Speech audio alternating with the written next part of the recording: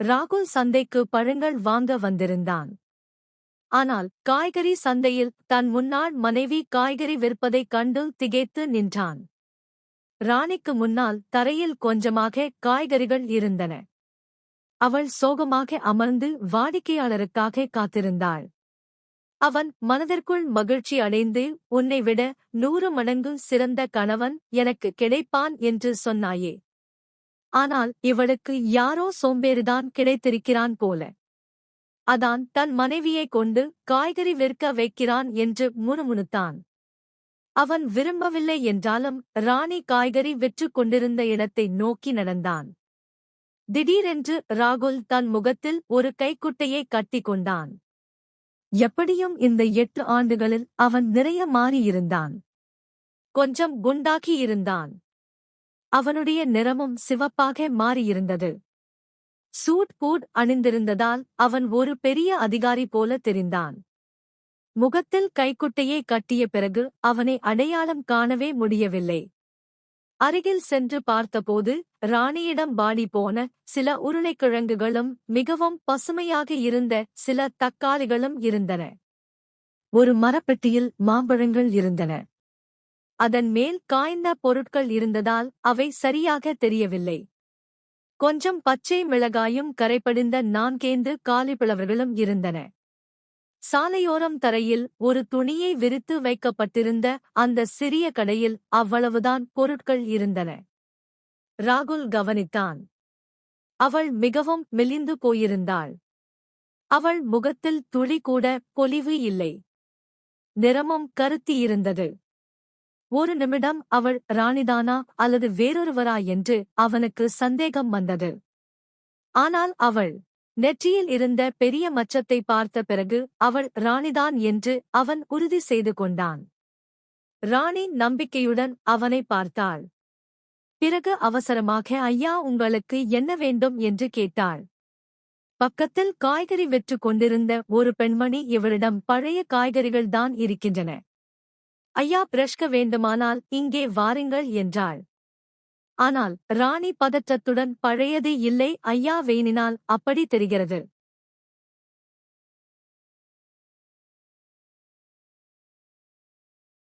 இன்று காலைதான் வாங்கினேன் என்றாள்.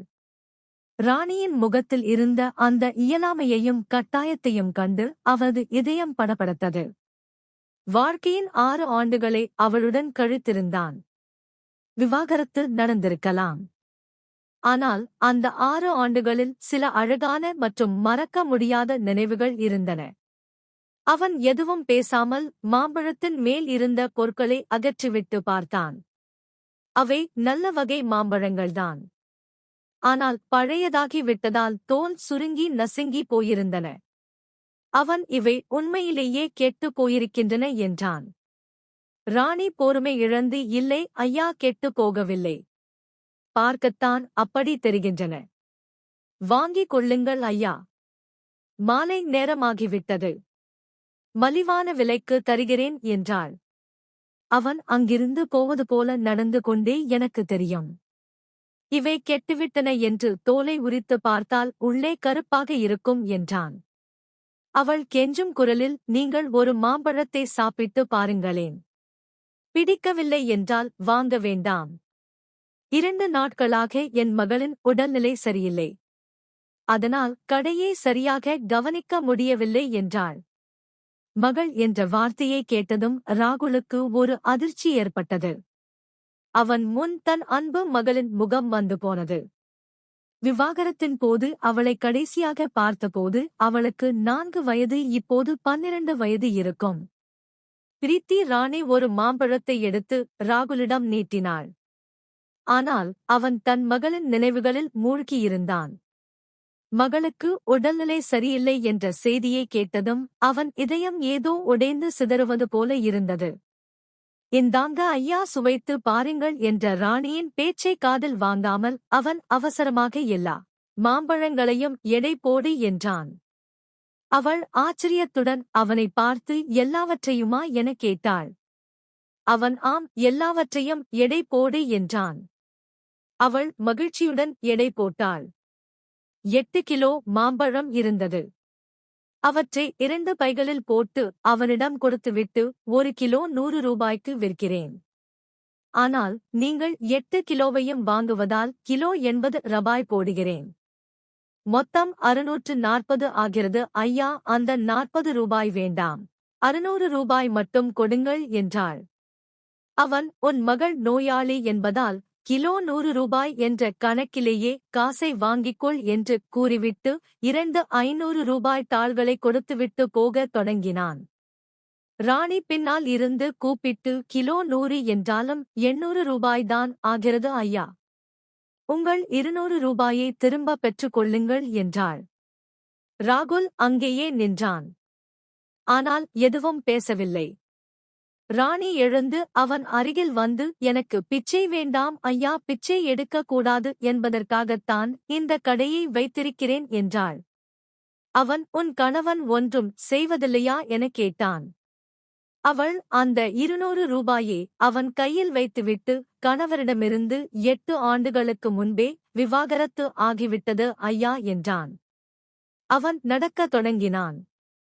பிறகு நடந்து கொண்டே, உன்னைப் போன்ற சுயமரியாதை உள்ள பெண்ணுக்கு உன் கணவன் நிச்சயம் ஏதோ துரோகம் செய்திருப்பான். அதனால்தான் இந்த உறவு உடைந்திருக்கும் என்றான். அதற்கு அவள் பின்னால் இருந்து, இல்லை ஐயா, கணவர் நல்லவர்தான், காலம்தான் சரியில்லை என்றாள். அவனால் அதற்கு மேல் அங்கு நிற்க முடியவில்லை. வேகமாக தன் காரை நோக்கி சென்றான். அவன் பின்னால் திரும்பி பார்த்தான். ராணி தன் கடையை சுருட்டிக் கொண்டிருந்தாள். ஒருவேளை அன்றைய கூலி அவளுக்கு கிடைத்திருக்கலாம். அதனால்தான் இருட்டுவதற்கு முன்பே அவள் வீட்டுக்கு போய்க் கொண்டிருந்தாள். அவள் எங்கே வசிக்கிறாள் என்று தெரிந்து கொள்ள அவளுக்கு பின்னால் செல்ல ராகுல் விரும்பினான். அவனுக்கு பிரீத்தியை பார்க்க வேண்டும் என்ற ஆசையும் இருந்தது. அதனால் அவன் இதயத்தில் ஒருவித ஈர்ப்பு ஏற்பட்டது. விவாகரத்திற்குப் பிறகு ராணி வேறொரு ஆணை திருமணம் செய்து கொள்ளவில்லை என்ற விஷயம் அவன் மனதை குத்தியது. அவள் மீதம் இருந்த காய்கறிகளை ஒரு பையில் வைத்துக்கொண்டு வீட்டை நோக்கி நடக்கத் தொடங்கினாள். ராணி தன்னை பார்த்து விடக்கூடாது என்பதற்காக ராகுல் அவளிடமிருந்து சற்று தூரம் தள்ளி பின்னால் நடந்து சென்றான். ராகுலின் மூளையில் ஒரு கேள்வி மட்டும் மீண்டும் மீண்டும் எழுந்து கொண்டிருந்தது. ராணி எப்படி திருச்சிக்கு வந்தாள்? அவளுடைய வீடு ஒரு தொலைதூர கிராமத்தில் அல்லவா இருந்தது. அங்கே அவளுக்கு 2 சகோதரர்கள் இருந்தார்களே, அவர்கள் எப்படி தங்கியை தனியாக விட்டார்கள்? விவாகரத்தின் போது அவர்கள் மிகவும் கொதித்தார்களே. கணவர் நல்லவர்தான் ஐயா, காலம்தான் சரியில்லை என்ற ராணியின் பதில் ராகுலுக்கு சற்றே ஆறுதலாக இருந்தது. அதாவது இன்றும் அவள் அவனை தவறாக நினைக்கவில்லை. திடீரென்று நடந்து கொண்டிருக்கும் போதே ராகுலின் உள்ளம் கனத்தது, கண்களில் கண்ணீர் துளிர்த்தது. நீங்கள் என் சுய மரியாதையை பாதுகாத்தால் போதும். மற்றபடி உங்களோடு இருந்து எதையும் நான் சகித்துக் கொள்வேன் என்று ஒரு இரவு ராணி சொன்னது அவனுக்கு நினைவுக்கு வந்தது. அவனால் அவளுடைய சுயமரியாதையை பாதுகாக்க முடியாமல் போனது. ராகுலுக்கு முன்னால் அவரது அண்ணி ராணியை கேவலப்படுத்தும் போதெல்லாம் அவன் அமைதியாக நின்று கேட்டுக் கொண்டிருப்பான். ராணி மிகுந்த சுயமரியாதை கொண்டவள். தவறு செய்யாமல் தலை குனிவது அவளுக்கு சிறிதும் பிடிக்காது. அதனால்தான் அவள் தன் பிறந்த வீட்டுக்கு சென்றாள். அதன் பிறகு அண்ணியின் பேச்சை கேட்டுக்கொண்டு ராகுல் அவளுக்கு விவாகரத்து நோட்டீஸ் அனுப்பினான். அந்த உறவையே முறித்துக் கொண்டது அவன் செய்த 2வது தவறு. அவன் தன் அண்ணன் மற்றும் அண்ணி மீது மிகுந்த மரியாதை வைத்திருந்தான். அதனால் மனைவியை விட அண்ணியைதான் அதிகமாக நம்பினான். ராணியுடன் அவரது வாழ்க்கையின் முதல் 4 ஆண்டுகள் மிகவும் நன்றாகவே கழிந்தன. ஆனால் 5வது ஆண்டில் சண்டைகள் தொடங்கின. அண்ணி எதற்காவது பிரீத்தியை அறிந்துவிட்டால் அது ராணிக்கு சிறிதும் பிடிக்காது. இந்த விஷயத்தில்தான் சண்டைகள் அதிகமாகின. சண்டைகள் மற்றும் மனஸ்தாபங்கள் காரணமாக ராணி தனி குடித்தனம் போகும்படி வற்புறுத்தினாள். ஆனால் இது ராகுலுக்கு சிறிதும் பிடிக்கவில்லை. ராகுலின் அண்ணனும் அண்ணியும் பூர்வீக கடையை பிரிக்க விரும்பவில்லை. அவர்கள் எல்லாவற்றையும் தாங்களே அபகரிக்க நினைத்தார்கள். ராகுல் தன் அண்ணனுடன் சேர்ந்து கடையில் சமமாக உழைத்தான். ஆனால் அவனுக்கும் ராணிக்கும் பணம் தேவைப்படும்போது அன்னையிடம் கேட்டுத்தான் வாங்க வேண்டியிருந்தது.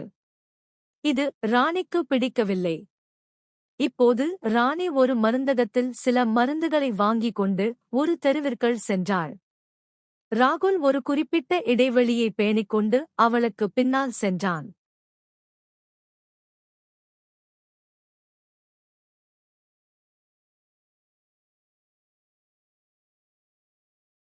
நடந்து கொண்டே அவர்கள் நகருக்கு வெளியில் இருந்த ஒரு குடியிருப்பு பகுதிக்கு வந்தார்கள்.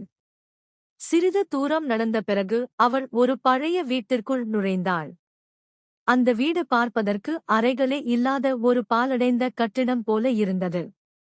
அங்கே முற்றத்தில் 2 கட்டில்கள் போடப்பட்டிருந்தன. ஒன்றில் பிரீத்தி படுத்திருந்தாள். மற்றொன்றில் ஒரு மூதாட்டி படுத்திருந்தாள்.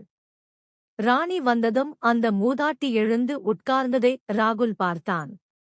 அந்த முகத்தை பார்த்ததும் அவன் அடையாளம் கண்டு கொண்டான். அவள்தான் ராணியின் தாய், அதாவது ராகுலின் மாமியார். கூடவே பிரீத்தியும் எழுந்தாள். அவள் முன்பை விட வளர்ந்திருந்தாள்.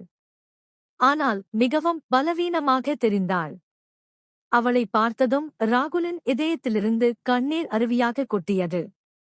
ஓடி சென்று பிரீத்தியை தன் நெஞ்சோடு அணைத்துக் கொள்ள வேண்டும் என்று அவனுக்கு தோன்றியது. அவன் நீண்ட நேரம் தவிப்புடன் பிரீத்தியையே பார்த்து கொண்டிருந்தான். அவன் கண்களிலிருந்து கண்ணீர் வழிந்து கொண்டே இருந்தது. ஆனால் அவன் எவ்வளவு விரும்பினாலும் அந்த வீட்டிற்குள் நுழைய முடியவில்லை. விரைவில் அவன் அங்கிருந்து திரும்பிவிட்டான். தன் சிரித்து மகிழ்ந்த குடும்பத்தை அழித்த அண்ணியின் மீது அவனுக்கு மீண்டும் மீண்டும் கோபம் வந்தது.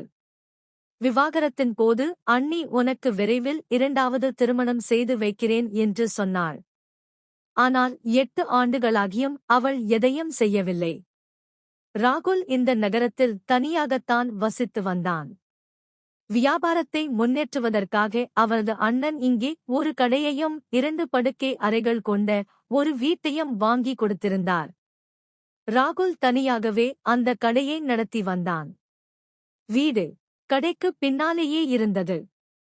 ராகுல் தன் வாழ்நாள் முழுவதும் சம்பாதித்து கொடுக்க வேண்டும் என்றும் அவன் பங்கு கேட்டுவிடக்கூடாது என்பதற்காகவும் அவன் மனைவியே இல்லாமல் இருக்க வேண்டும் என்றும் அண்ணனும் அண்ணியும் விரும்பினார்கள்.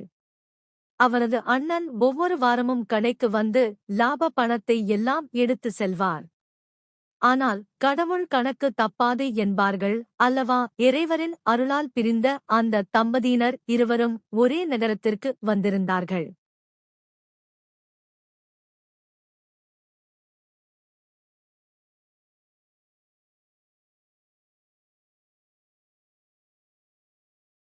இதுவரை இருவரும் 2வது திருமணம் செய்து கொள்ளவில்லை.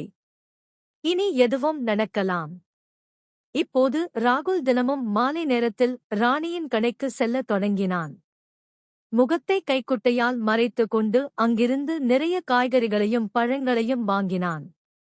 ராணி பிரீத்தியை நன்றாக வளர்க்க வேண்டும் என்பதற்காக அவன் இதையெல்லாம் செய்தான். அவன் நாள் முழுவதும் யோசித்துக் கொண்டே இருப்பான். ஆனால் முகத்தை மறைக்காமல் ராணியின் முன்னால் செல்ல அவனுக்கு துணிச்சல் வரவில்லை. அவன் வாங்கி வரும் காய்கறிகளில் தனக்கு தேவையானதை மட்டும் வைத்துக்கொண்டு மீதமுள்ள காய்கறிகளை தெருவில் உள்ள விலங்குகளுக்கு உணவாக கொடுத்து விடுவான். சில நாட்களுக்குப் பிறகு ராகுலின் அண்ணன் கணக்கு பார்ப்பதற்காக கடைக்கு வந்தபோது சேமிப்பு பணம் எல்லாம் எங்கே என்று கேட்டார். ராகுல் எல்லாம் செலவாகிவிட்டது அண்ணா என்றான். அண்ணன் கோபத்துடன் இவ்வளவு பெரிய தொகையை எங்கே செலவு செய்தாய் என்று கேட்டார். ராகுல் தைரியத்தை வரவழைத்துக் கொண்டு வேலை இருந்தது, செலவு செய்துவிட்டேன் என்றான்.